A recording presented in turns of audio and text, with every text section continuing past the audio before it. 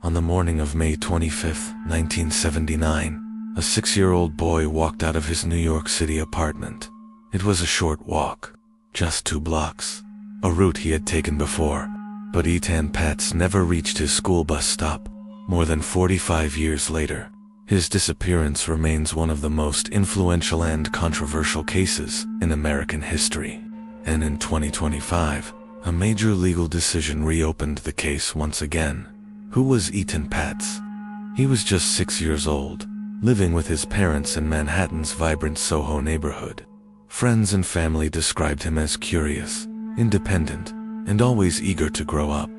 That morning, Etan was allowed to walk to the bus stop alone for the very first time. It was a milestone, a small step toward independence that would end up haunting his family and the entire nation forever.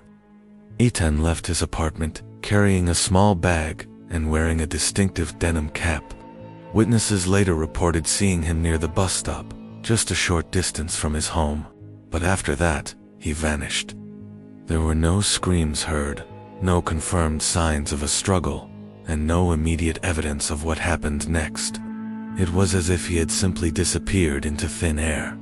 By that afternoon, when Etan didn't return from school, his parents realized something was terribly wrong. Police were called, and massive searches began, spreading throughout the city. But Etan Patz was never found. The disappearance of this little boy sent shockwaves across the country. It was a case that fundamentally changed America. For the first time ever, a missing child's face appeared on milk cartons, a campaign that reached breakfast tables in millions of homes. Etan's case helped create the entire concept of missing children awareness and led to new methods for finding them. But while awareness grew, it did not bring answers. Years passed. Thousands of leads came in from all over the world, but each one led to a dead end. The case grew colder and colder, leaving a void in the heart of a city and a family. Investigators chased hundreds, even thousands, of tips over the years. They questioned suspects and followed up on every possible sighting. Yet, none of it led them to Etan. The biggest challenge was the complete lack of physical evidence.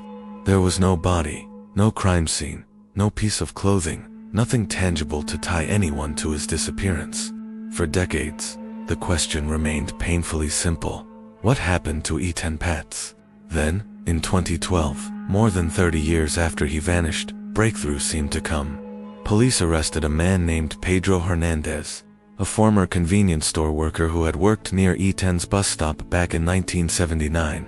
The case against him relied almost entirely on a confession he gave to police during a lengthy interrogation. He claimed he had lured Etan into the basement of the store and killed him. There was little physical evidence to back up his story.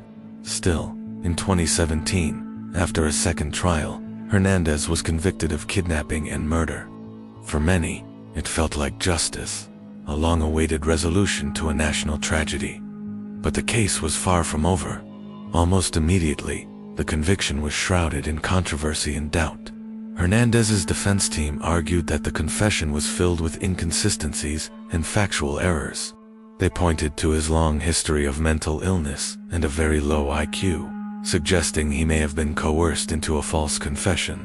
The lack of any physical evidence continued to trouble legal experts and observers. Was the confession a genuine admission of guilt? Or had investigators, desperate for closure, forced an answer onto a case that had always resisted one? Then, in 2025, a federal appeals court delivered a stunning decision. It overturned the conviction. The ruling cited serious legal concerns surrounding the confession and how it was obtained by police. Prosecutors quickly announced their plans to pursue a new trial, throwing the case back into the spotlight. Once again, the case of Etan Patz was reopened, and once again, the truth felt just as elusive as it did all those years ago.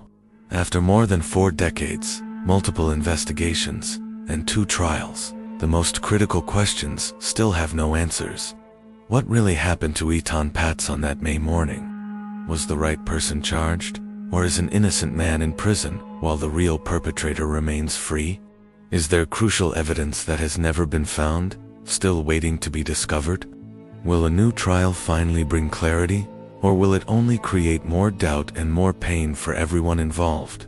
For now, the case remains unresolved in the eyes of the law and the public. Etan Patz was 6 years old when his story became a national tragedy. His disappearance changed how a nation protects its children, and his face became a symbol of lost innocence. But despite decades of investigation, courtrooms, and headlines, the full truth remains uncertain. And until it is finally known, the case of Etan Patz will remain open in the minds of us all. This is Criminal Verse, where every crime hides a story.